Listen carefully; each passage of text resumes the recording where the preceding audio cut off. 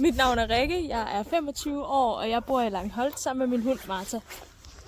Før jeg startede på paruddannelsen, arbejdede jeg som bager, som jeg blev færdiguddannet med tilbage i 2019. Men inden for de seneste år har jeg udviklet allergi over for surdej, og må derfor søge en anden retning. Hvis jeg skal beskrive mig selv med 3 ting, må det første nok være min havetraktor. Jeg elsker at slå græs, og jeg elsker alt havearbejde generelt. Jeg finder ekstrem ro i det, og elsker princippet om jord til bord og se det gro det hele. Og det andet, det må nok være min træningstights.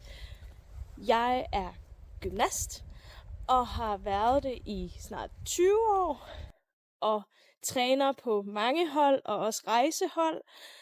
Og de seneste 10-12 år har jeg trænet flere børnehold, og det er også derigennem, at jeg er blevet virkelig inspireret af, hvor spændende børn er, og nok også det, der er grunden til, at jeg har valgt den her uddannelse.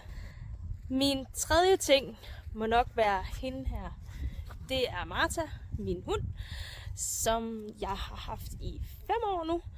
Hun er en hvalp af min barndoms allerbedste ven. Og jeg har fået mig en følgesvend gennem tykt og tyndt ved at have hende.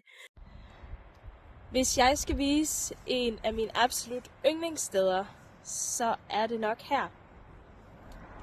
Bisnap Strand, uden for Hals.